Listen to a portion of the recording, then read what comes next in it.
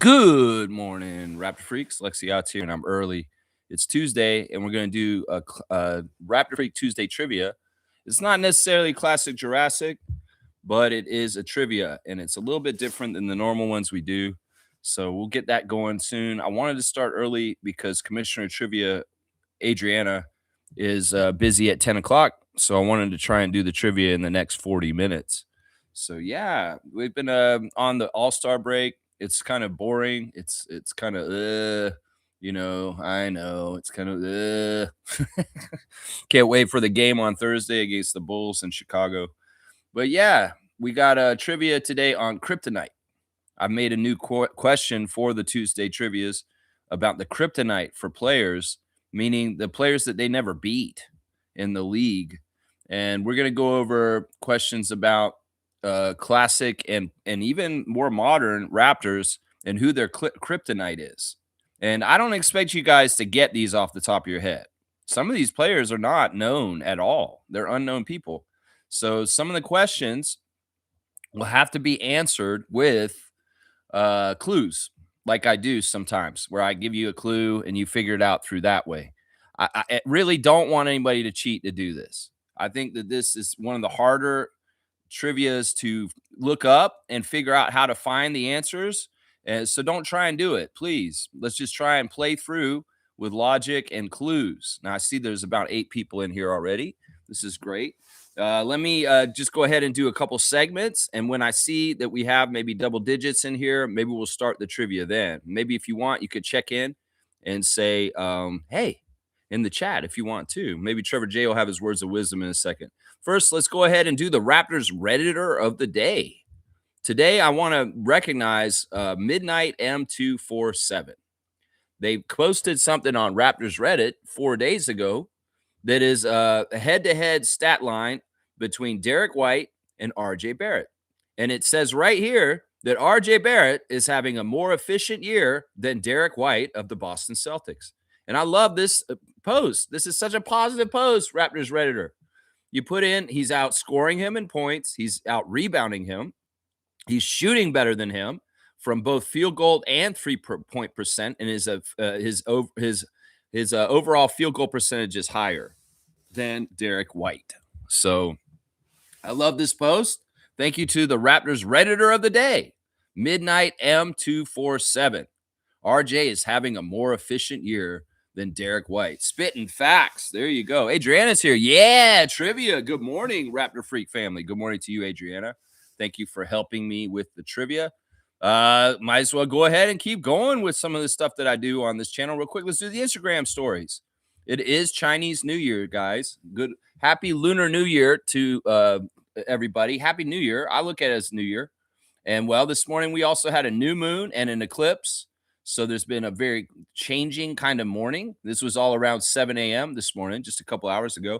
But Toronto Tempo is celebrating Chinese Lunar New Year with a post on their Instagram. Let's see what else we got in here. We got Mercedes still in the islands with a girlfriend. Sandro's girlfriend is there with a friend of hers. Also, Slim Duck seems to be at the same islands as Sandro Mamukelashvili. He's in Turks and Caicos. I think that's how you say that. So, but he's on the court playing. Lindsey Dunn's on her way to Blue Jays spring training. She's on her way to Florida. She's in the airport, Tampa, last night at midnight. Scotty Barnes has a nice picture on his Instagram stories of him with President Barack Obama, which is fantastic, man. So that's a fantastic picture, Scotty. Wow, that is big time. Meeting President Obama, Scotty, and getting a picture of him. I just want to say real quick, rest in power to the Reverend Jesse Jackson, who passed away in the last day. That's awful. And also Robert Duvall, too. I hate hearing about legends and great people like Jesse Jackson and Robert Duvall passing on. Jesse Jackson, very important leader in his lifetime, civil rights leader, and just a very important person, a bridge to the civil rights era. And sadly, he's gone as of this morning. That sucks, man. But I love seeing a picture of Scotty with Barack. That is awesome. Let's see who else we got in here.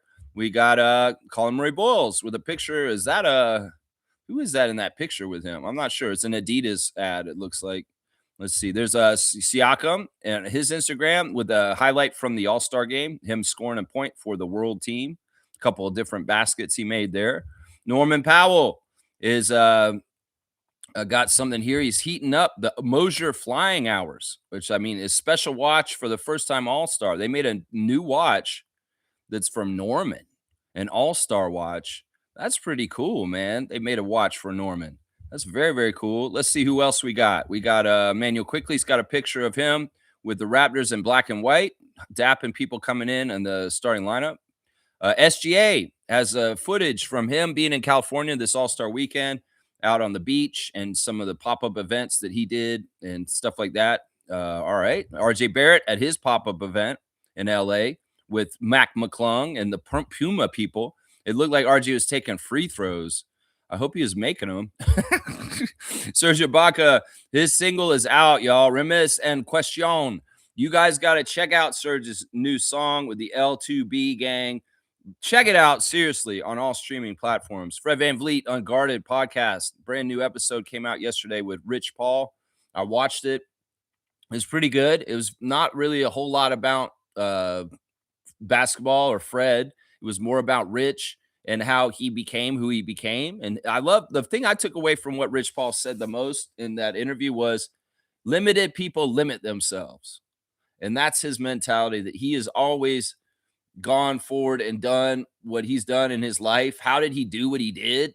Because he didn't take any limits. He wouldn't see any limits in his life, and he just saw opportunities, and that's what he did. So very, very good interview with Rich Paul on the Fred VanVleet Unguarded podcast. Check it out. If you want to be more successful in your life, Rich Paul gives you some nuggets in that hour conversation on the latest Unguarded podcast, man. That's good stuff right there. That's about it for the Instagram stories. It looks like Vin Bagnani is back walking the dogs is what's going on. Look at that walk on that dog. It's a swagger. It's a swagger. Yeah, Fiercey's here. Good morning, fam, and happy Tuesday. Happy Trivia Day. That's right. And hi, Commissioner Adriana, who will do better, much better than our Commissioner Silver, girl power. You know, I'm really disappointed with Adam Silver. There's a report that they are not helping the WNBA labor disagreement, and they're taking their time. This is really bad. This is really, really, really bad. In some ways, I'll talk about this tomorrow. So let's go ahead and do the trivia, y'all. It looks like we got double digits. So we'll go ahead and get started here. All right. So basically, you know the new questions that I've been doing. Who is this player's kryptonite? And, well, who is the players that these players never beat in their entire careers? And, well, it's not going to be easy right away. You may have guesses in the dark that may get it, but it's more likely you're going to have to use clues that I'll give. And what I'll do is I'll give a clue after each guess to help lead you guys in the right direction. But you have to guess first before you get a clue. So the first person that guesses will trigger the first clue. And then the second person that guesses, I'll give you another closer clue, kind of like getting warmer, hot. Now you got it kind of thing. So let's start it out. All right, guys, we'll start with the first question today. Raptors kryptonite. That's right. Who was Vince Carter's kryptonite in his career?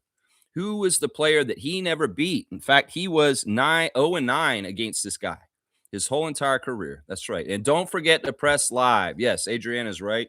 Hit that live button so that you can be right up with the questions.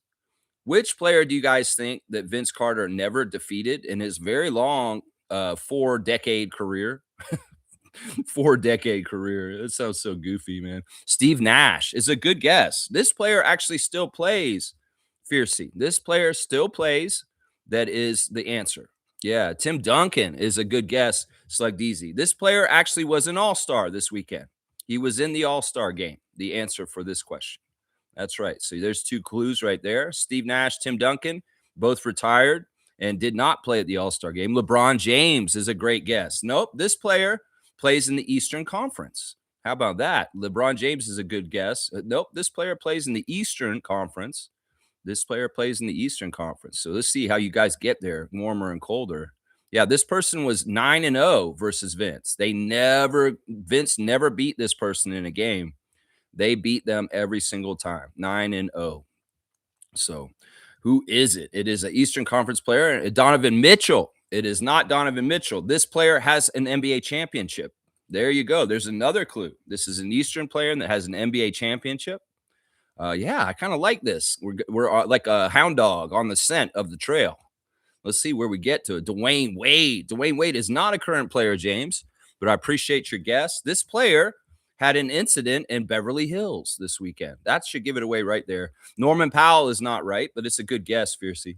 Yeah, the clue that I just gave you should give it away. This player had an incident in Beverly Hills this past weekend. Jaylen Brown is the right answer. Vince Carter never defeated Jaylen Brown in his entire NBA career. He was 0-9 every time he took the court when Jaylen Brown was on the other team. So Jaylen Brown is officially Vince Carter's kryptonite. Now, there's a player that formerly played for the Raptors that's on this list also, and I've kind of given this answer away in the past. We'll see who remembers. Who is 0-8 with Vince Carter? Vince never beat this guy either, and he's a Raptors legend. And he is a champion also. And he was an all-star, an Eastern Conference all-star this weekend too. So who is that player that is, we'll give you 200 points for that one too. Vince Carter never defeated this guy either. He was 0-8 versus this guy. 0-9 versus Jaylen Brown. 0-8 versus this former champion, Eastern Conference all-star that played this weekend also. And he's a former Raptor also. That should give it away right there. Yeah. Full name answers, and you can get the points. LeBron James. No, listen to what I'm saying. Pascal Siakam is right. Fiercey got it. Yeah, Siakam is 8-0 versus Vince Carter. In some ways, I love that. I love that so much. That Vince cannot say he ever defeated Pascal Siakam. Just as a little side note, OG is 7-0 versus Vince also. And Chris Boucher is 3-0 versus Vince. All three of those guys beat Vince every time they played Vince. So we'll move on to the second question, guys. Raptors Kryptonite. And these are all Raptors that appeared at the All-Star game at some point or the All-Star weekend at one of the events in our history. So today, the next question is, who was Chris Bosh's Kryptonite? Who do you guys think that Chris Bosh never beat his whole entire career, that beat him the worst? You know, there's a lot of guys he didn't beat, but who had the most games was undefeated against Chris Bosh? Who do you think it was? Give me some guesses, and I'll give you a clue after each guess. Who was Chris Bosh's Kryptonite? Yeah, red Kryptonite. Raptor red Kryptonite. I don't know. Who was it? Kevin Garnett is a great guess, you see. This player played for Georgetown. How about that? There we go. This player played for Georgetown. Porzingis? No, it's not Porzingis, but this player was a center who played for Georgetown. Yeah, there you go. It's not Kristaps Porzingis or Kevin Garnett. This is Chris Bosh's Kryptonite. Who did Chris Bosh never defeat? Alonzo Mourning is a great guess. That is a Georgetown center, but he is too prominent for this. Let's just say this player's first name sounds like a Shakespeare play. Yeah, that might be a good clue right there. This player's first name sounds like a Shakespeare play. Yeah, Alonzo Mourning's not right. Roy Hibbert is not right. But it's about the right level right there, Slug Deezy. It's not a superstar like Alonzo. A Georgetown center. Othello Harrington is right, Reggie. It is Othello Harrington. The play, of course, Othello. And Othello Harrington is the right answer. Look at Smooth Brown Man coming in and getting this one, our trivia champion. Chris Bosh was 0-8 versus Othello Harrington in his career, man. Rest in peace, Jesse Jackson. Yes, Michael Edwards. I'm feeling that this morning, man. I hate hearing that news this morning. Reverend Jesse Jackson's just a very important leader of our times, man. Yeah, you've never heard of Othello? Wow, yeah. These are going to be deep cuts. Some of these players I haven't heard of, some of the answers. Good to see Randolph with Kevin Love in there. Yes, the Kryptonite for Chris Bosh was Othello Harrington. 0-8 every time they played. All right, guys, what was Damon Stoudemire's Kryptonite? Who was Damon Stoudemire's Kryptonite? That's right. Othello did play for Houston. He did play for Houston for a while. Who's Damon Stoudemire's Kryptonite, guys? Yeah, and I'll give you clues on each guess to get you on the scent of the trail, you bloodhounds. That's right. Who do you think was Damon Stoudemire's Kryptonite? You got to think about the era. You got to think about when Damon played Mighty Mouse, our original Roy, first-year franchise player, the original Raptors. Who is his kryptonite? Who is Damon Stoudemire's kryptonite? These older ones are going to be harder, and the old heads will do well on these. Kobe Bryant. No, it's not Kobe Bryant. This person was a sibling of another player in the league who was more famous than him. The answer to this one. That's a really good clue right there. This guy was a sibling who played in the league. His brother was more famous, but he was in the league also. Maybe that'll tell you right away. It's not Kobe, though. Kobe didn't have a sibling in the league, did he? No, I don't think so. He had a dad. Harvey Grant is a great guess, but it is not the Grant brothers, Horace and Harvey. These guys were from France. I know. That'll make it a little confusing right there. They were from France. Actually, the older brother was born in France. The younger brother was born in Georgia. And that might give it away right there. If you know your NBA history. Ray LaFrance. Wow, that's not it. But Gerald Wilkins is it. Stargate got it. That's right. Gerald Wilkins, the younger brother of Dominique Wilkins, is Damon Stoudemire's kryptonite. Damon was 0-6 versus Gerald Wilkins in his entire career. So Stargate's getting Gerald Wilkins as the kryptonite for Damon Stoudemire. Good job, man. I love this. We're getting different people in here getting them. Fiercey, Smooth, and Stargate on the board so far. All right, we've got 4 answers for the next question, and I'll help you get through each of them.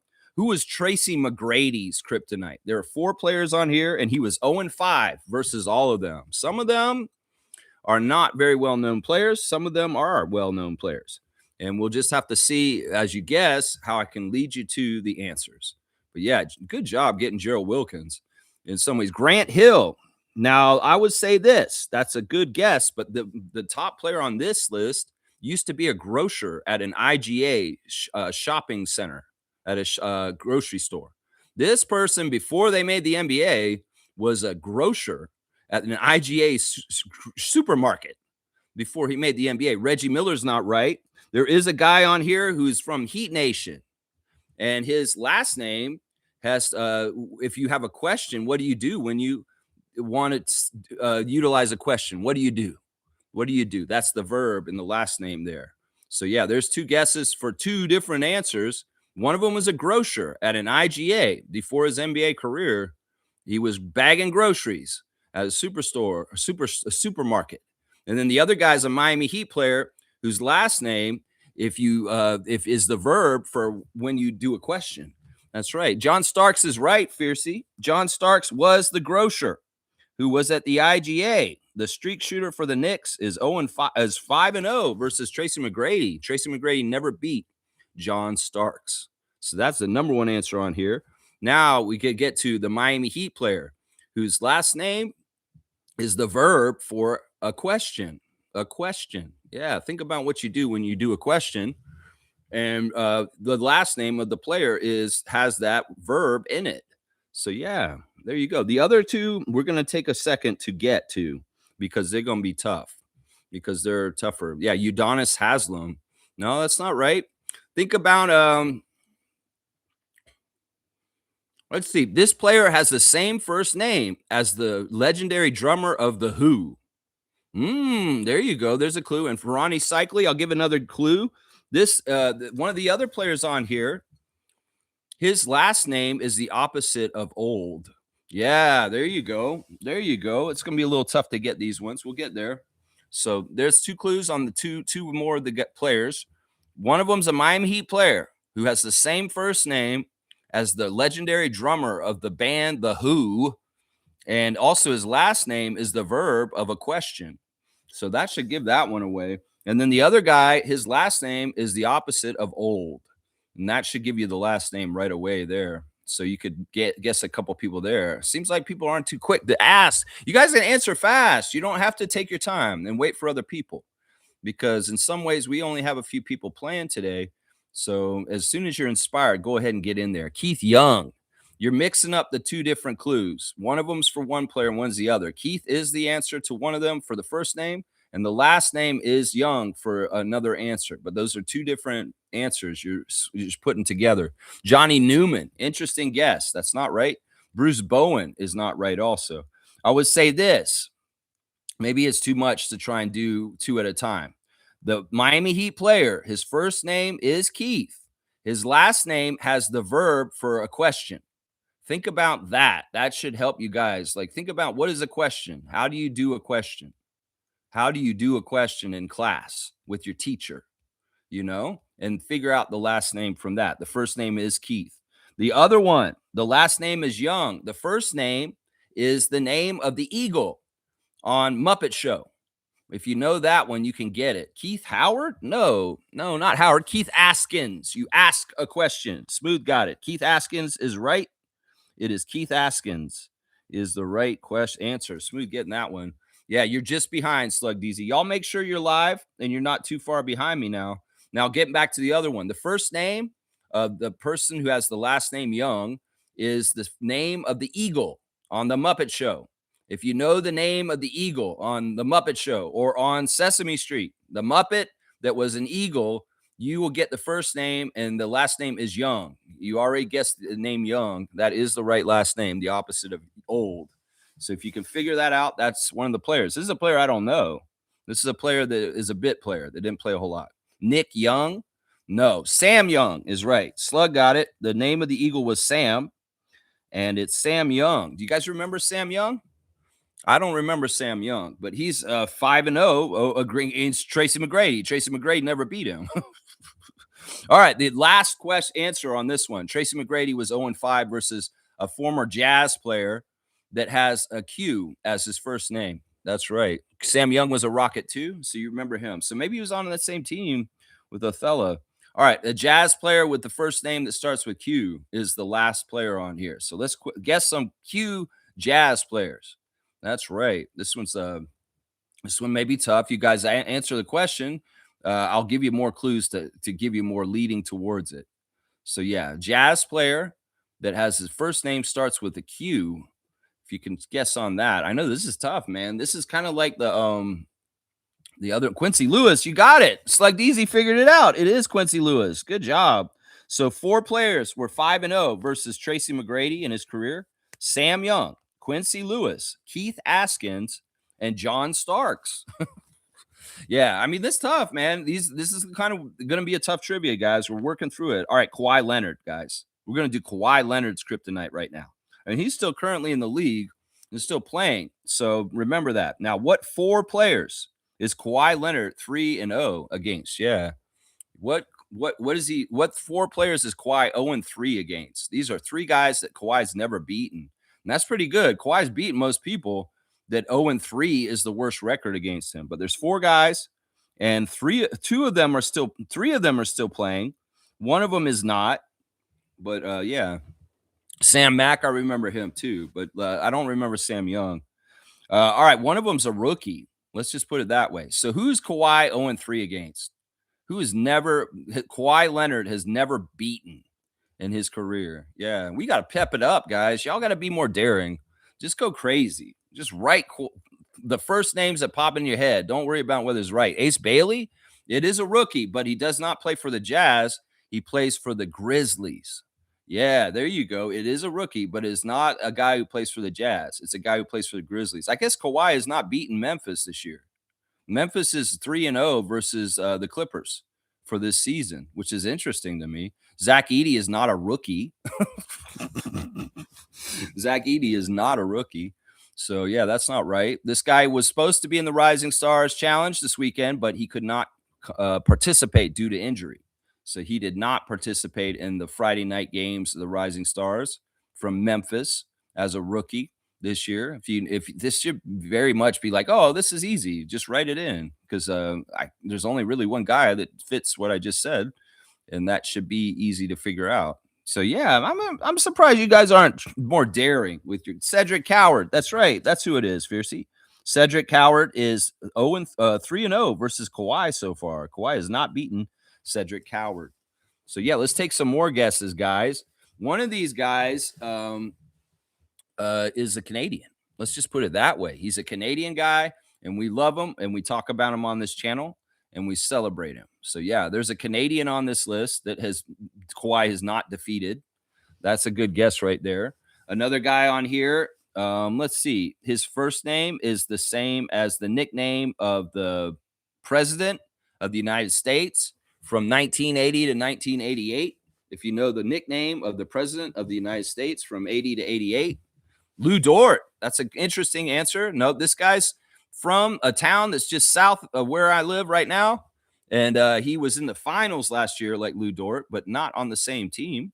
That should give it away right there. That should give it away right there. If you can figure it out from that. So, Canadian that was in the finals, but not on the Thunder. SGA was on the Thunder. It's like, listen to the clues. Come on now. Listen to the clues. All right. So, yeah, one of these guys is a Jazz on here, too. And his first name is the same nickname as the president from 1980 to 1980. That's right. Nembhard is the one I was looking for fiercely. Andrew Nembhard has never been defeated by Kawhi Leonard. Kawhi Leonard is 0-3 versus Andrew in his career. That's interesting, isn't it? Andrew's one of the kryptonite for Kawhi Leonard. All right. So this Utah Jazz player has the same first name as the nickname for the president of the United States from 1980 to 1988. And his last name is a job that involves beer. So that should give it away right there. That should be so easy after that. That should be so easy. Maybe these are too hard. Maybe this is too abstract. You know, I'm not doing the classic Jurassic today where it's one player. I'm doing a cleanup on the Kryptonites for classic Jurassics we've already done in the past. I've done Kawhi Leonard's trivia already, but I wanted to do this question, pick it up later, and that's why I'm doing it. But yeah, you guys aren't answering very quick here. You got to keep going. Come on now. Utah Jazz player. First name is the nickname of the president from 1980 to 1988. And his last name is the job that is involved with that Carlos Boozer. That's close, but that's not right. That's not right. What was the name of the president from 1980 to 1988? What is his name? And what is his nickname? And what is another job that has to do with beer? A boozer is somebody who drinks it. So think about who is involved in making it. It's not a boozer. A boozer is a drinker. Yeah. You guys, the next guy I'll start giving clues on. His first name is the name that means three. His first name is the name that means three. That's almost right, but Corey is not the right word. The last name is right. Brewer is right, but it's not Corey Brewer. It's not Corey. That's not the nickname of President Reagan. So, yeah, Corey Brewer is not right, guys. There's a different Brewer in the NBA's history that played for Utah. And it's not Corey Brewer. Isn't that the politician? Isn't that what who's Corey Brewer? I think he's the politician, isn't he? Yeah, Ronnie Brewer. That's right. It's Ronnie Reagan, Ronald Reagan, Ronnie Reagan, Ronnie Brewer. Ronnie Brewer is 0-3. Kawhi is not beaten Ronnie Brewer. Yeah. All right. The last one. His first name is the word for three. So often people that are the third in a family, like there's senior, junior, and then the third in the generations, they name this person, the first name is three, and that's what this name means. And it's also the same word for a three-pointer. And in some ways, it's a part of the nickname I have for Chris Boucher. That's a catapult. It's the first part. So that should tell you something. And this player is still in the league, but he's kind of on the fringe of the league.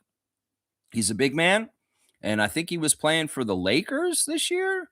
I'm not totally sure. I've seen him in a couple different places. He's kind of been on the end of benches and on different teams for a couple years now. Not really taken to any team, but kind of floating around the league. So, yeah, his first name is synonymous with a three-pointer or the number three. And his last name, I guess, is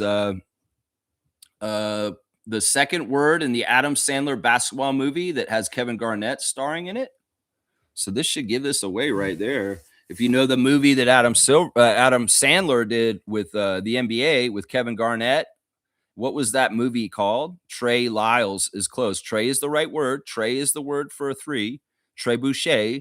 Trey, I have a friend in Tampa. This name is Trey because he's the third. Trey, but it's not Lyles. His last name has to do with the movie that Adam Sandler did with Kevin Garnett. That was a basketball related movie, There was a scene in a panic room or a security room in a jewelry store. If you know that movie, the first part of his name is the second word in that movie's title. You know, that should give it away right there. Trey is the right name. Trey, that man. That man. Who's that man? Is that like Batman? That man? Trey something. Trey in the Adam Sandler movie, the basketball movie, the betting movie, the parlay movie. That movie, you guys know that movie, Adam Sandler? Trey Lewis. No. The second word in the Adam Sandler gambling basketball movie is not Lewis. Blank Lewis. No. What is that movie called? And that is part of the last name. That'll give it away. This guy's a big dude. Like, he's very strong.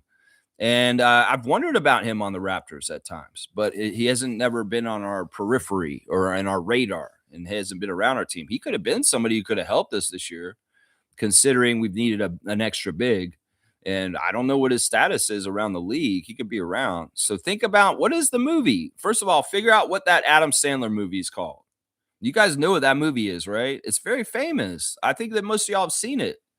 The Adam Sandler movie, Kevin Garnett appears in it. It's about betting. It's about a guy who's betting on parlays on the basketball. And what is that movie's title? Yeah, Trey Gems. All right, you mostly got it. Now, that's not the whole thing. So somebody else seagull her. That's the first part of his last name. Gem. Trey Jemison. That's right. Slug Deezy got it. That's right. You guys know Trey Jemison, right? Well, he's undefeated against Kawhi Leonard also. So the 4 undefeated against Kawhi Leonard are Ronnie Brewer, Cedric Cowart, Andrew Nebhard, and Trey Jemison. All 4 of them 3-0 against him. All right, this is tough, man. This is like pulling teeth. I might have made this too hard, and it looks like Adrian's going to probably have to leave before we're done. So who is Charles Oakley's kryptonite? There's one player that Charles Oakley never beat, and he's 6-0 versus Charles Oakley. Now, this is old school. Like, this is going way back. Charles Oakley, of course, was a one-time All-Star for the Knicks and was at the All-Star weekend at some point in his career. So who's Charles Oakley's kryptonite? Who do you guys think it is from the 80s? Maybe I should give you guys clues right away because, man, you guys are like, don't know where to even start, I guess. Karl Malone, a good start. No, this person's last name is something that would hang from a tree. It's a lichen. It's a lichen that can hang from a tree is their last name. What is something that hangs from a tree that's a lichen? That word is the last name. And the Karl Malone is not right, Isaac. I like that you're jumping in here, benevolent one, Isaac Campbell. We do need the help. Seriously. The first name is the name of the editor for the Daily Planet on Superman. Let's tie in the kryptonite real quick. So the first name of the editor of the Daily Planet is the first name of this, and the last name is a lichen that hangs from a tree. That should give it away right there.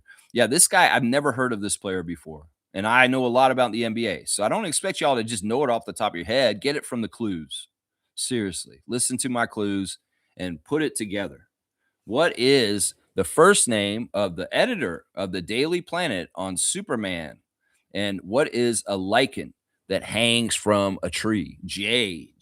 That is not the first name of the editor of the Daily Planet. No, you guys don't know your Superman trivia, obviously. Yeah, you don't know what a lichen is that hangs from a tree? Me? No, it's not me, Isaac. This is what I get for trying to go abstract with my trivia today and trying to see if you guys could figure this out. Man, we're not even halfway through, guys, and we are stalling out. Come on, y'all. Listen to my clues. I thought that y'all like getting the clues this way sometimes. Like, who is the editor of the Daily Planet? Anybody who's a comic book fan? Karl Malone again? No, it's not Karl Malone. It's not Karl Malone. Who is the editor of the Daily Planet, and what is a lichen that hangs from a tree? You know, Jonah Jameson. No, you're thinking Spider-Man. Spider-Man's editor is Jonah Jameson. Who is the Superman's boss at the Daily Planet? DC, not Marvel. Who is Superman's boss? Worked with Lois Lane and Jim. And it was Jimmy Olsen, right? Jimmy Olsen was the photographer. Like he was Peter Parker, and Lois Lane was a reporter, and Clark Kent was a reporter. Who was their boss? What was his name? He's even the movies too.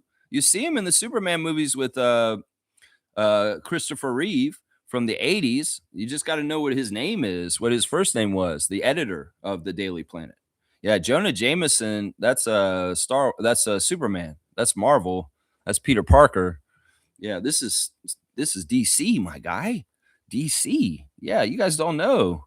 What is well, let's try and get the last name. What is a lichen that hangs from a tree? Do you all know what a lichen is? Do y'all know what something that hangs from a tree? I mean, I know we live up north, and maybe that's part of the reason why this won't be Gatton. But if you live down south, you know what this is immediately because the trees down south got this all over the trees, all over the trees in Tallahassee, Florida. That's right. And they have a Spanish variety of it.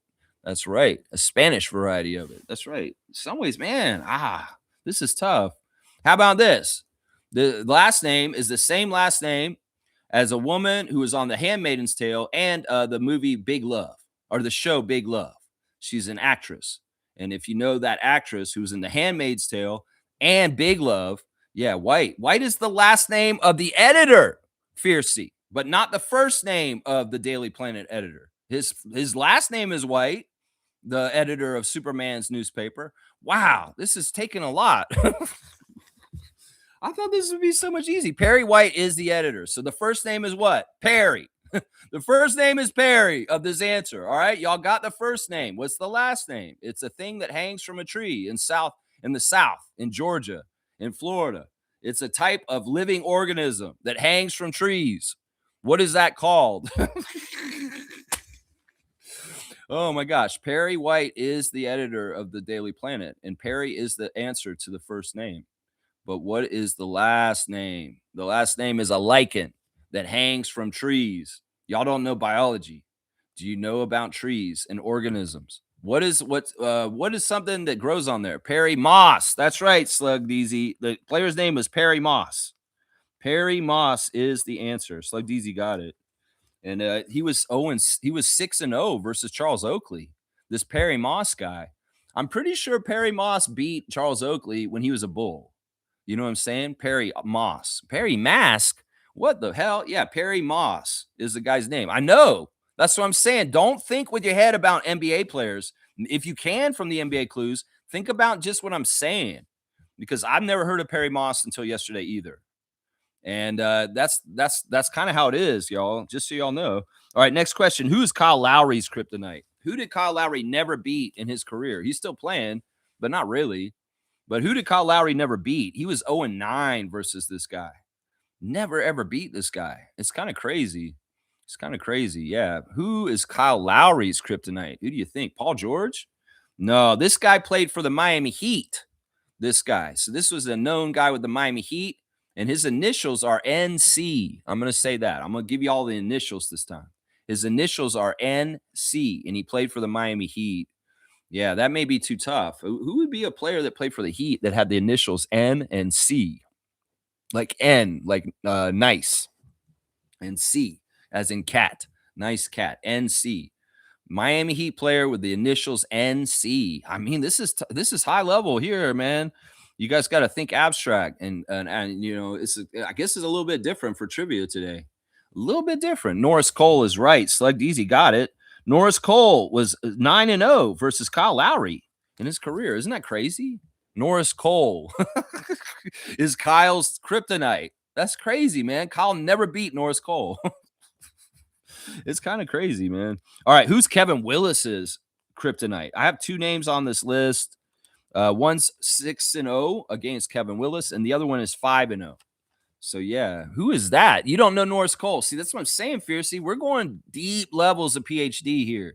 Norris Cole played for the Miami Heat in the 2010s, and he played Kyle then. So he played him earlier on in his career. Yeah, this is going to be high level. This is tough. So you got to listen to clues. Who was Kevin Willis's kryptonite? Who did Kevin Willis? Kevin Willis was an all-star in the 80s for the Hawks. All right, she's out. Thank you, Adriana. Sorry we didn't get this done faster. We're not even halfway. We are barely not even halfway. We're not even halfway, guys. So we got a lot to go. Who is Kevin Willis's kryptonite? Yeah. Who is Kevin Willis? No worries. I appreciate you. Either way, Adrian, I appreciate you. Thank you for helping me with this. And when I was testing the questions, she had no idea either. Who is Kevin Willis's kryptonite? His last name is a city in Chile. His last name is City in Chile. Tim Hardaway's a great guess. One of the guys on this list is a point guard, and he's a multiple-time NBA champion for a dynasty that's very important in the NBA history. So yeah, and his first name starts with a T also, Slug Deezy. I'll say that. So if you can figure that one out, you can get one of the names on this list. A multiple champion with the first name that starts with T. He's a point guard also. That should give that away right there. And the other guy, the guy he's 0-6 against, Tony Parker's right, Fiercey. Tony Parker is 5-0 versus Kevin Willis. So Tony Parker is the kryptonite to Kevin Willis. The other guy, his last name is a city in Chile, the country of Chile down in South America. Think about cities in Chile, and the last name is that. And his first name is Booby's first name. That should give it away right there. Booby. If you know who Booby was, you should know the first name. So the first name is Booby's first name, and the last name is a city in Chile. And this is another player like Perry Moss that none of us ever heard of. And we're just going to have to try and get it from the clues. So go blindly and just try and just say, is it this? Booby's first name was this. And what is the city in Chile? What is the city in Chile? Like, what cities are in Chile? That really long country down on the edge of the coast in South America that heads all the way down to Antarctica, Chile. You guys know Chile?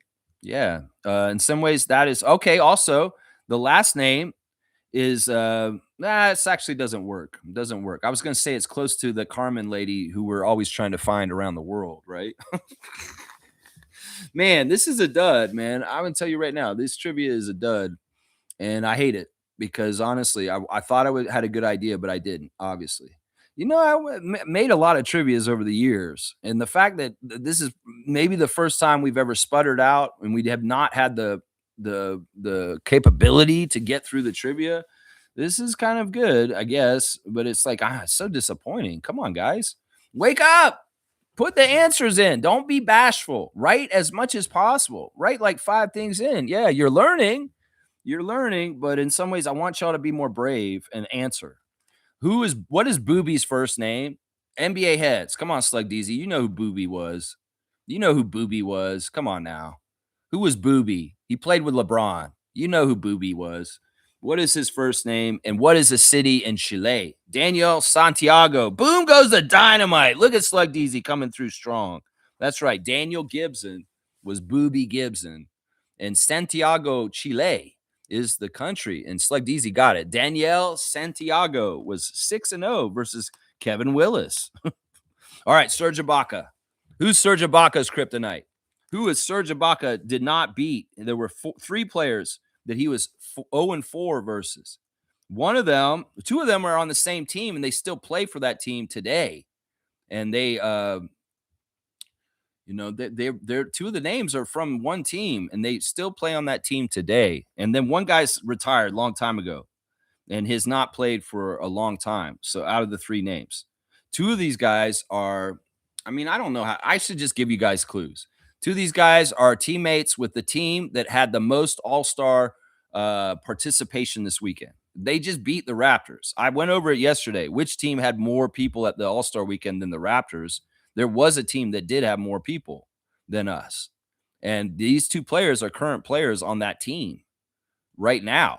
They play for them right now. They're still on the team. Tim Duncan is a former player of this team, but he does not play for that team anymore. So you got the right team. These are 2 current Spurs that are on this answer that Serge never beat. Serge never beat 2 of these guys. Kelly Olynyk, that's a good guess, but it's not Kelly Olynyk. Did you guys know that Vince Carter never beat Kelly Olynyk? Never beat him. Victor Wembanyama is the leader, but it's not him. It's not Victor. That's the best guess so far. These are teammates of his that, both of them have started at times. One of them's starting right now, or was starting. I'm not sure. The other one's coming off the bench, and he's having a really good year because everybody kind of thought he would go away, but it turned out Jeremy's going away instead. Jeremy's going to the Knicks, but this guy's sticking around, and everybody in Spurs Nation thought this guy would be gone by now. But he's had a good year, and he's sticking around. De'Aaron Fox is not right. It's not De'Aaron Fox. These are guys who have been on the Spurs for a couple years now, and both of them. Yeah, Harrison Barnes is not right. No, Devin Vassell is right, though. Slug Deezy got one of them. Devin Vassell is 4-0 versus Serge Ibaka. Never been beat by him. So think about that. Same level kind of player that's on the Spurs right now. Same kind of time frame as Devin Vassell, Slug Deezy. And you'll get it. This guy was a starter. He's been demoted to the bench this year. Keldon Johnson's right.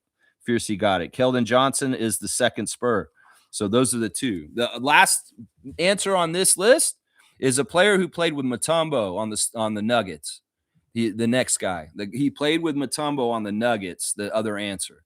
And that should be easy. You should figure it out from that. But yeah, Keldon Johnson, Devin Vassell, and this player are all 4-0 versus Serge Ibaka. So who played on the Nuggets with Dikembe, who is like kind of well known for that? You know, I guess he's probably maybe the second most well-known Nugget during the Dikembe Mutombo Denver Nuggets era.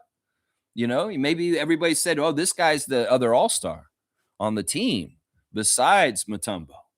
You know, Mutombo is all-star on the Nuggets when they beat the Sonics in that one series. This guy was on the team with him at the same time, I believe. So, man, this is tough, man. This is like pulling teeth, man. Who would it be? Who was on the Nuggets with Dikembe? And was it Nuggets? Scott Hastings? Where are you going with Scott Hastings? He's a nobody. There's no way that man was an all-star at any point in his career. I don't even know where you got Scott Hastings from. Scott Hastings. No, this guy was a well-known player. I think he was an all-star at one point. But he probably was the second most important Nugget on the team with Dikembe when he was on Denver Nuggets. See, Fiercey's at a disadvantage. She's the most active trivia player, but her knowledge doesn't go past like 2015. So this is tough. Mahmoud Abdul-Rauf is a good guess, but think a bigger player and think a guy who I think monster dunks. Let's think that. Reggie Williams. No, Reggie Williams wasn't no all-star. Reggie Williams. Dan Issel. Wow, you guys are going way back. Robert Pack. No. Think power forward. Think power forward. Slug Deezy. Power forward. Not guard. This guy was a power forward next to Mutombo. Yeah, McDyess. That's right. It was Antonio. Antonio McDyess was the other person with Devin Vassell and Keldon Johnson as their 4-0 versus Serge Ibaka. So McDyess was Serge Ibaka's kryptonite. Yeah, good job, Slug Deezy. I'm glad you're figuring it out as I get it. All right, DeMar DeRozan, kryptonite. I got two names on here. One of them's a current player, and one of them's an answer from earlier. Think about whose kryptonite would be the same as DeMar DeRozan's kryptonite. And answer it there. Yeah. Dan Issel was a head coach, and he also played for the Nuggets in the 70s. So Dan Issel is a fair guess. It's just that you're like 2 decades, maybe 3 decades too early. Because Dan Issel was ABA Denver Nuggets. Yeah. All right. So who do you think that DeMar DeRozan has the same kryptonite as an answer we already answered earlier? Who do you think it would have the same kryptonite? And answer that answer again. Then you'll get DeMar's kryptonite. Let's see who's paying attention, who's remembering what happened. Which one of the questions earlier do you think most likely lines up with the same kryptonite for DeMar from the answers earlier? Which of the questions earlier? Tony Parker's not right. Kawhi Leonard is not right. No, I don't want the player. I want their kryptonite. So think back. Who's going to be more likely to share the same kryptonite as DeMar DeRozan from his tenure on the Raptors? Who do you think that is? It's easy. You can think about it. Yeah, duh.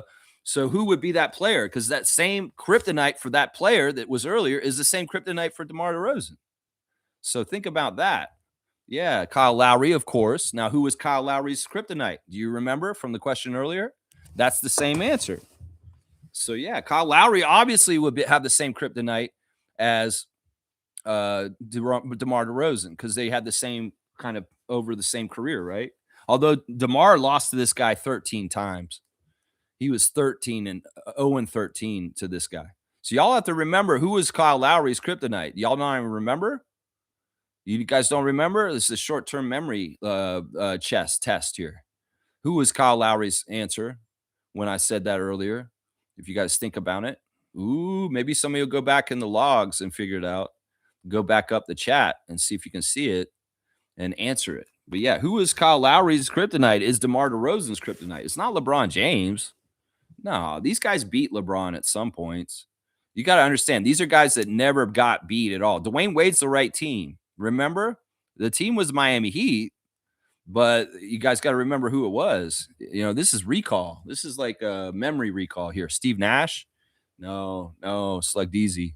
You answered this question before, remember? It was a Miami player. Alonzo Mourning? No, Norris Cole. That's right, Slug Deezy. Norris Cole is the kryptonite for DeMar DeRozan also. Yeah, it's not that hard.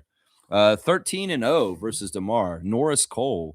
Now there's a current player that is 12-0 or 11-0 versus DeMar DeRozan, and they're still playing, so they still have chances to play each other. This guy plays for Thunder. So who is DeMar's other kryptonite? He's 0-11 versus this guy, and he plays for the Thunder. Yeah, his first name is an NBA legendary point guard's first name. Yeah, and his last name is the same name as the first opponent on Mike Tyson's Punch-Out. Yeah, that should give it away right there. That's right. So this is the other kryptonite for DeMar DeRozan, current player for the Thunder, Isaiah Joe. That's right, Slug Easy. Isaiah Joe is 11-0 versus DeMar DeRozan in his career. That's kind of weird, eh? To think about. Isaiah Joe beat DeMar every single time they took the court, 11-0. That's wild, man. It's wild. All right, keep going. We're getting a little bit more steam here. Speaking of Isaiah, let's do Isaiah Thomas, president of the Raptors, many times all-star for Detroit Pistons. What is Isaiah Thomas's kryptonite? And we're digging back, obviously, because Isaiah played in the 80s, from 1980 to 1993, I believe, is when Isaiah played. So, yeah, who do you guys think was Isaiah Thomas's kryptonite? I have a 0-6 for both of these guys, and I'll give you clues as you answer. Who was Isaiah Thomas, his kryptonite? Yeah, Isaiah Joe. Good job, Slug. And that was from my clue, obviously. Glass Joe, Isaiah Thomas. That's right. But yeah, who was Isaiah Thomas's kryptonite in the 80s? Guys he just couldn't beat. He just couldn't beat these guys. Yeah, this trivia is getting dragged out. I'm telling you, we still got 1, 2, 3, 4, 5, 6, 7. We have 7 more questions still, y'all. We've only done 10 of them. So yeah, James Worthy, Mark Price. This player is all right. The one of the players on here one of the players on here was a player for the Celtics, but also a coach for the Celtics. He was a player for the Celtics and a coach for the Celtics. And I believe he was the first player to ever hit a three-pointer in the NBA's history. I think that's true too. I think that the player that hit the first three-pointer in NBA history, he was also a player and a coach for the Celtics in their history. So, man, this is old school. You got to really know your old stuff. Danny Ainge is a good guess. Danny Ainge was never the coach of the Celtics, but he was definitely a player for them at that time. That's a good guess on there. The other player who's on here, he sang the song "I Left My Heart in San Francisco." If you know that answer, you can get that one easy. There's 2 names on this clue. And, well, if you know who sang "I Left My Heart in San Francisco," if you know who sings that, you can get that. Chris Ford is right, Smooth. Chris Ford is the three-point shooter for the Celtics. It was the coach and a player. Chris Ford is right, Smooth. You got that one. Chris Ford is the Boston player I was looking for. 6-0 versus Isaiah Thomas. That's kind of interesting, eh? The other guy sang "I Left My Heart in San Francisco." If you know the singer that sang that song, he shares the same name as the other player.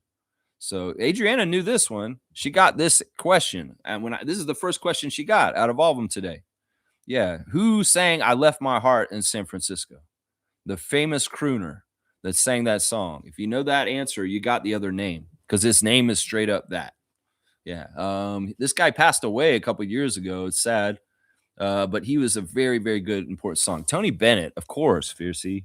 Tony Bennett. He sang "I Left My Heart in San Francisco." There's a player in the NBA called Tony Bennett. And that's the answer. Yeah. So Isaiah Thomas's kryptonite was Chris Ford and Tony Bennett. And he was 0-6 versus both of them. Marcus Camby. Who's Marcus Camby's kryptonite? Who did Marcus Camby never beat in his career? There's 2 names on here. He was 0-5 versus both of them. And I'll say, every little step I take will be there. Every little step I make, we'll be together. Yeah, Jason Kidd. No. Marcus Camby did beat Jason Kidd. Bobby Brown, though. Fiercey's right. Bobby Brown beat Marcus Camby every single time. Marcus lost to Bobby Brown 5 times. And then the other guy, well, he's way famous. In fact, he's my favorite player of all time in the history of the NBA. If you can remember who that is, you'll get the other player. Marcus Camby's kryptonite, 5-0 versus Marcus Camby. Never, ever lost to Marcus Camby. This guy is I've said this before the Raptors existed, my favorite player in the history of the NBA, Dennis Rodman. That's right. Stargate knows. Dennis Rodman beat Marcus Camby every single time he played him. 5-0. 5-0. That's right. Goran, no. Fuck that. David Robinson's a good guess, too, because David Robinson was one of my top 3 favorite players, Slug DZ. So, yeah, Robinson and Rodman were up there. And Isaiah's the third one, guys. Isaiah Thomas, Dennis Rodman, and David Robinson. Those were the guys. Randolph, hit live. Hit live, please, man. Hit live. All right, guys. Who's Norman Powell's kryptonite? This is interesting. Norman Powell, of course, an all-star this weekend, champion for the Raptors. Who is Norman Powell's kryptonite? And I'm going to say this. His kryptonite is a former Raptor. A player that played for the Raptors is Norman Powell's kryptonite. Yeah. So who do you think is Norman's kryptonite? This is a 6-0 against him. Danny Green. Good guess. Terrence Ross is the closest guess so far because this guy was a teammate of Terrence Ross's from that era, UC. So you're in the right area. This guy also had his wedding in Canada, in Toronto, because he married a Canadian girl. And Terrence Ross was at his wedding. In fact, I saw Terrence Ross the day before his wedding, or right around the wedding. I saw him in person. Patrick Patterson's right. Slug Deezy got it. Pat Patterson is the player that beat Norman Powell every single time. Pat is the answer. That's right. 6-0 versus Norman. That's interesting, isn't it? That Patrick Patterson is the kryptonite for Norman Powell. The druggie? Who's a druggie? Who, Dennis Rodman? All right, let's keep going. Who's Jamal McGlore's kryptonite? Of course, Jamal McGlore from Toronto was a one-time All-Star with the Charlotte Hornets. What? Who was his? Yeah, the druggie. Patrick Patterson's a druggie? I don't remember that. Is that the same guy we're talking about? Are you talking about Jalen Harris? No, I don't remember Pat being a druggie. Patrick Patterson? Nah, I don't think we're thinking about the same person. All right, let's see. Jamal McGlure, who's his kryptonite? This person appeared in Space Jam. Jamal McGlure's kryptonite was in Space Jam. Your friends used to hang out with him, so you know that he's like that? Interesting. Okay, they said stuff. Interesting. That's the inside stuff. Michael Jordan, no. Charles Barkley, no. But you're in the right. It's like LeBron James, no. Original Space Jam. The other 2 are right with Jordan and Barkley. You just got to go through the rest of the players that appear in that movie, and you will find the kryptonite for Jamal McGlure. He was 0-10. He played him 10 times and never beat him. 0-10 against this player that appeared in Space Jam. Yeah, you guys remember who all was on Space Jam, the original? Michael Jordan, Charles Barkley. Yeah, they were in there. Bugs Bunny, he was in there too. Yeah, Larry Bird. Nah, was he on Space Jam? I don't remember Larry Bird being in Space Jam. I don't remember that. Who are the other players in Space Jam, y'all? Patrick Ewing. Yeah, he was on there. It's not him. It was not Patrick Ewing, but it was a center. Sean Bradley. UC's got it. Yeah, Sean Bradley is Jamal McGlure's kryptonite, y'all. Isn't that crazy? Larry Johnson was also in that movie. That's a good guess. But Sean Bradley's the right answer. Jamal McGlure, 0-10. Against him. Yeah, 0-10 versus Sean Bradley. I don't know what that is. Like, is that something about the matchup?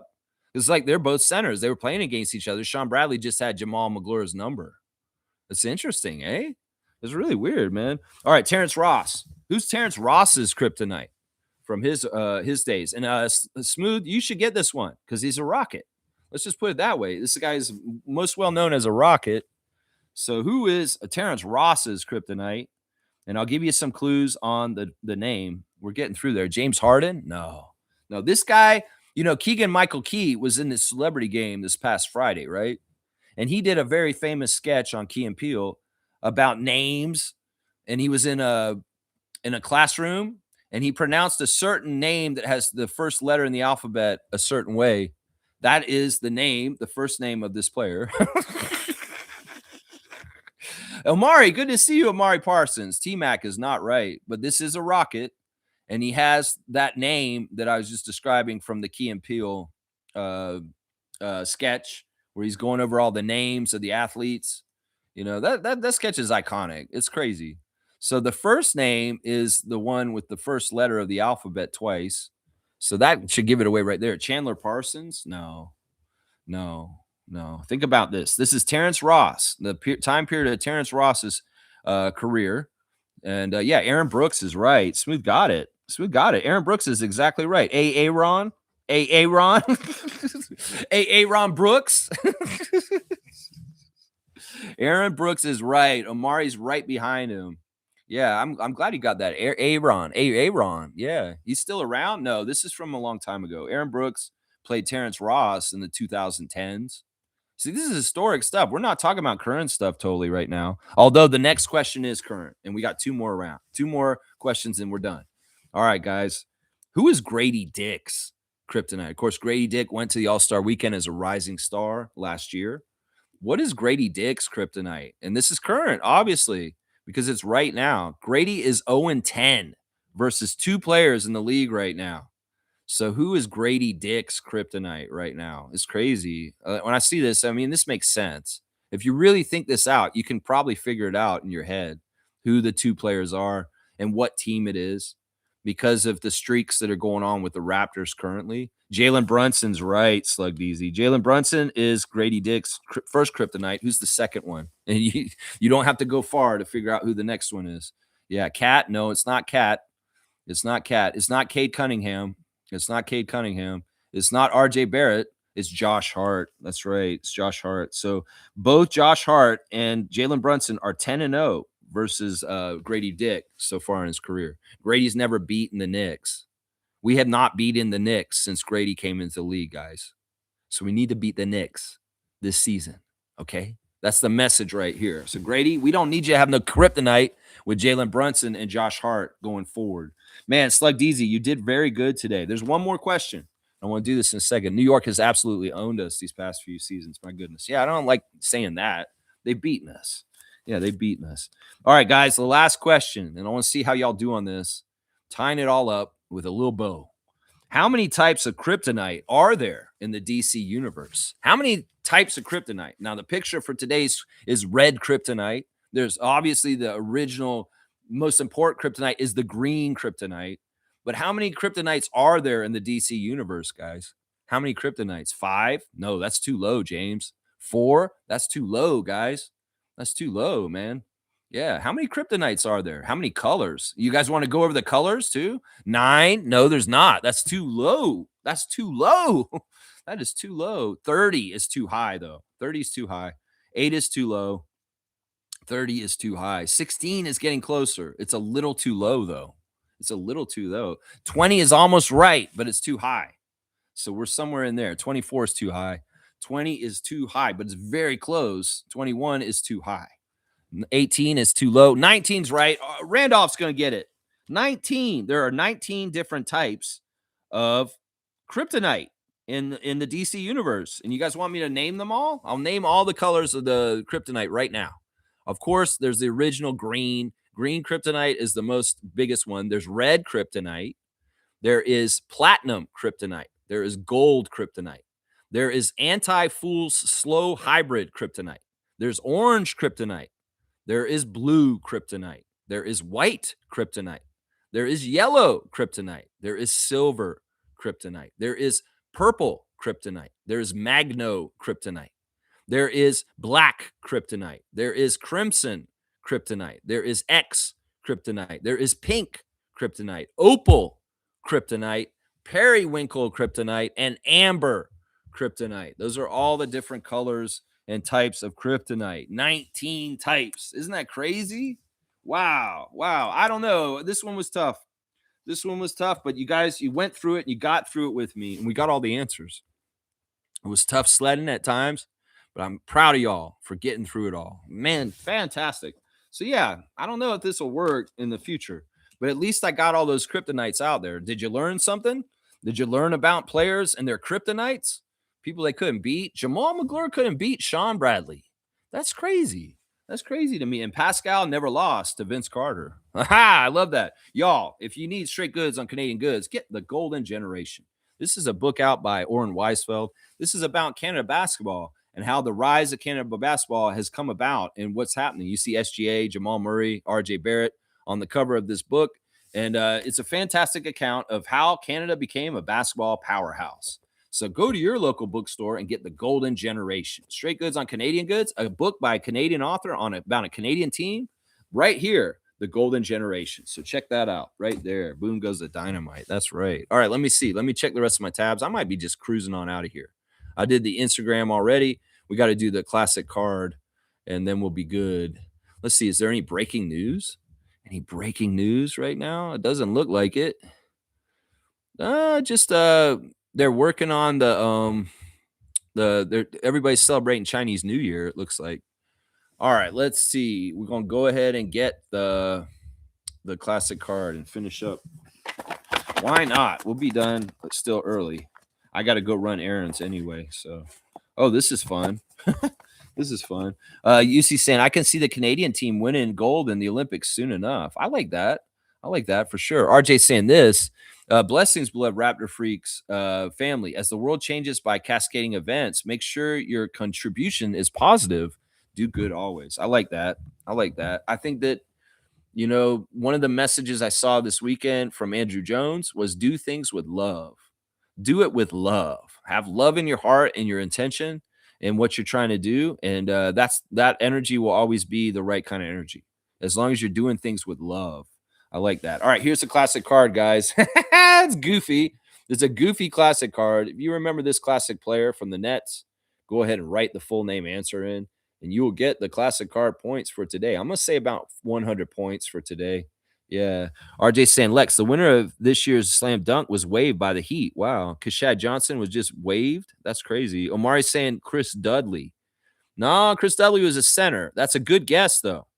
That's a good guess. This guy is not a center. Judd Buechler's right. You spelled it wrong, but it's okay. It's mostly right. Judd Buechler, of course, of the Chicago Bulls. He won championships with Michael later in his career. Yeah, so yeah, that's Judd, and it's Reggie. So I'm gonna give Reggie 100 points for Judd Buechler. That's right. That's right. Yeah, he does look like Chris Dudley. So that's a very good guess. I wouldn't say that's a bad guess at all. So Smooth is on the clock, on the board for the classic card today. 100 points for Judd Buechler. Yeah, let's look at the back of the card real quick. Yeah, look at him. There you go. He looks like a center there. He looks pretty tall there. Let's see, 6'6", though, out of Arizona. Yeah, this is his rookie card, apparently. It's only 1 year on there. Yeah, I don't know, man. Pat Riley was embarrassed. Oh, he did too much dancing, and Pat Riley was embarrassed. That's why you think that they waived him? I don't know. I think it was just housekeeping. I mean, it's a cold business, obviously. That they waived the dunk champion like right after the All-Star weekend.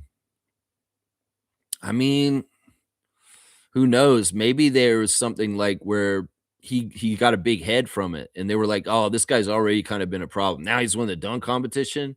Oh man, he's gonna be unbearable. We better waive him." Maybe that's what it is.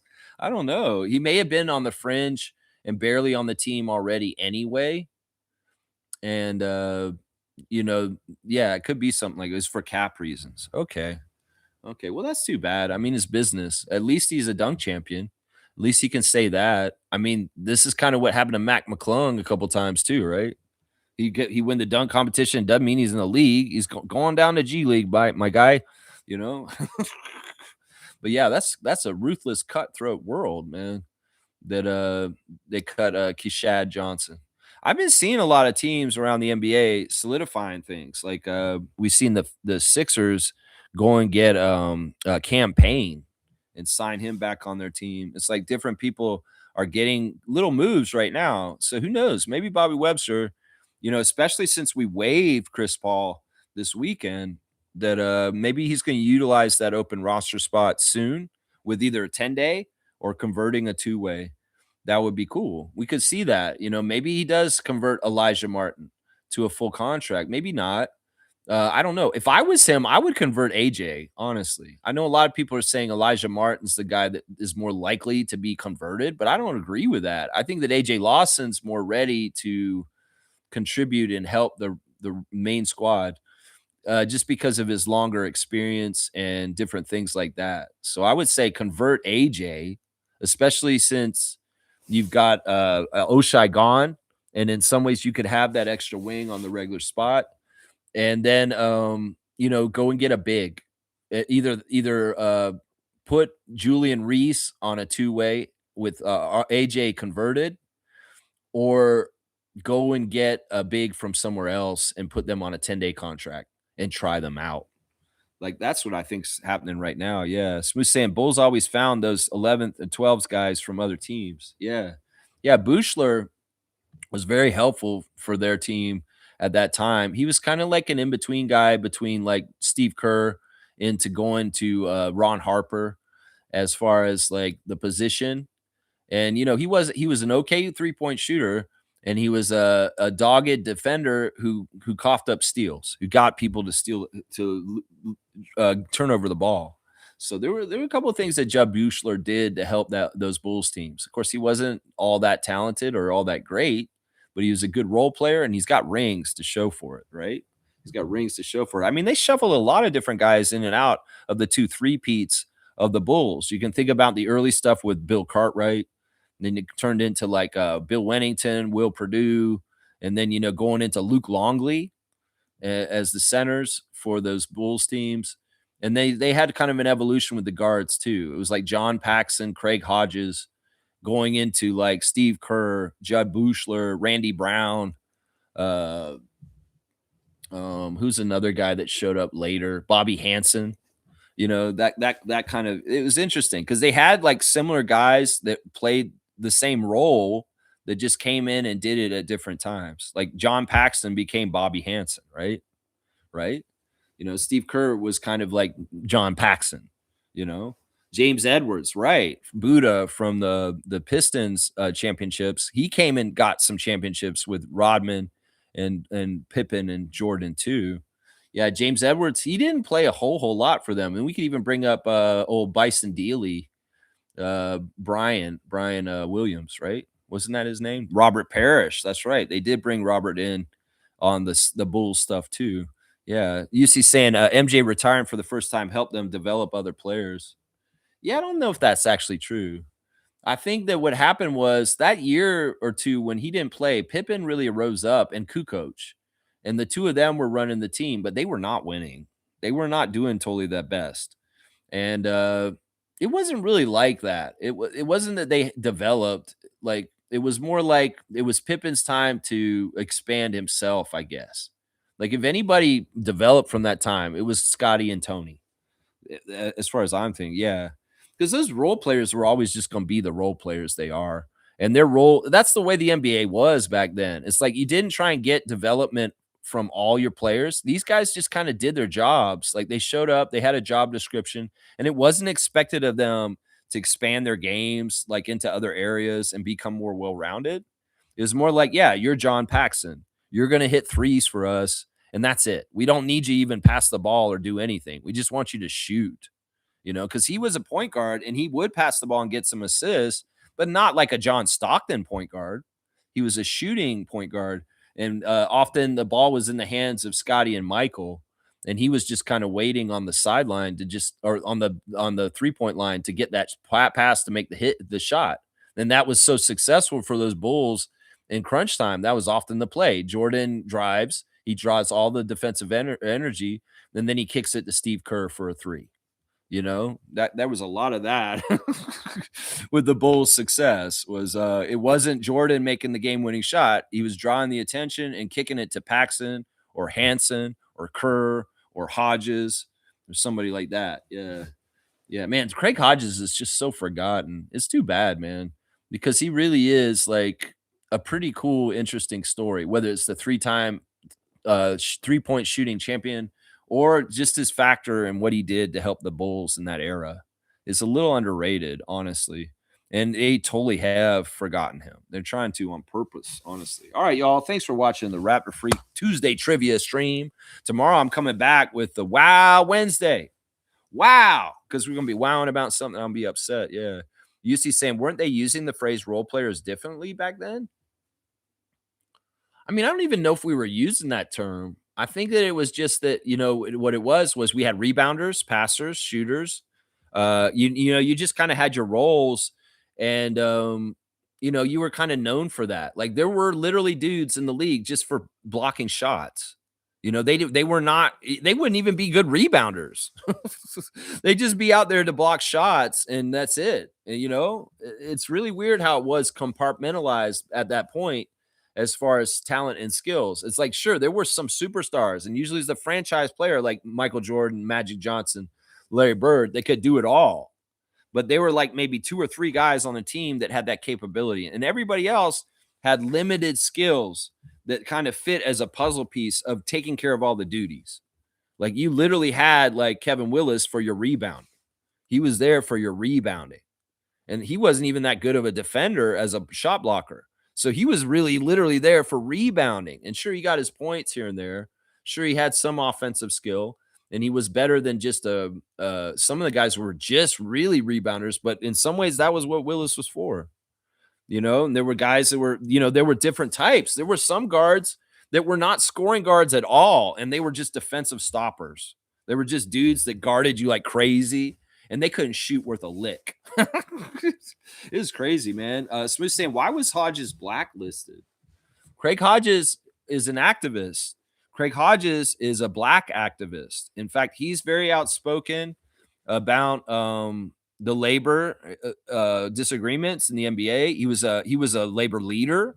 He was part of the Players Association, and he was an activist. And he was one of these guys who was like not conforming to the NBA culture and the NBA family to keep him around and want him to remember him. And he got bitter. It got bitter because in some ways he felt justified, and he was justified in a lot of his arguments and what he was saying. And he took it to them. I think there were lawsuits. I think that he literally did sue the NBA, and it all went that way. But it was because he's an activist, and he stands up for black rights, and he stands up for equality. And the NBA at that time didn't like his he showed up. There was a really famous visit to the White House after one of the Bulls championships, and he showed up in a dashiki. And he was very much spouting and talking about black culture and black history and black equality.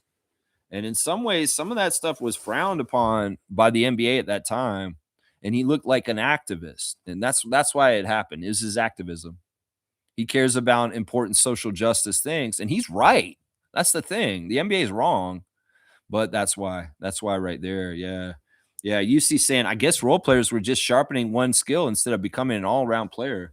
Yeah, and this is some of the old trainers believe this still. Like you'll hear in the Rico Hines runs, Rico Hines telling the young players sometimes after practice, y'all get real good at one thing and the NBA will have you forever. That's the old mentality. In some ways that is true still. Like if you are really good at one thing and you could give that service to a team, you're valuable, right? You're right. But in some cases, you have to be good at like 3 things now. In some ways, you got to be good at 3 things at least, because one thing may not cut it. It's interesting. It is really involved. And that's the part of the argument when people say, oh, the league's better now because the players are more talented. In some ways, I get that. I think that's true, that the players are more skilled and more overall talented than ever. But I don't think they work harder.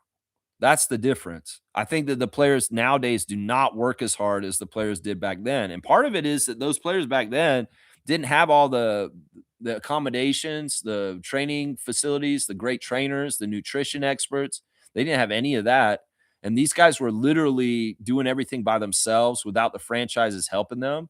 And they had to put in the work on their own time and their own selves. And guys like Jordan would get further because they were so disciplined and doing things like with a Mamba mentality, like Kobe later. And that's how you could differentiate yourself from the other players, because a lot of the players in the NBA at times were not doing things in the off season. They were not working hard or anything, and they'd have to get back in shape in the training camp. But yeah, it seemed like there's a lot more harder work because in some ways they weren't as talented, and you had to work harder. And the game just seemed like there was a lot more effort put into things at times. Although it's changing this year. This year, it seems like the players are playing all out. There's a lot of energy expenditure on NBA courts this season, and that's changed. That wasn't the case a couple years ago. That wasn't the case. All right, y'all. Thanks for watching. I'll see y'all tomorrow. Wow Wednesday. I'll be wowing about something. Yeah, and hopefully we'll get this all figured out. UC saying most kids are growing up with money. Hard to get that drive without having to work for anything. That's part of it. That's part of it. And that's one of the criticisms I've heard in interviews recently is the prep system is coddling players too much. And in some ways, the biggest problem with that is that we're yes men to them and we don't actually push them because we don't critique them correctly. Like if you really want to get better, you got to hear the tough stuff to hear. And some people are just trying to like not bruise egos.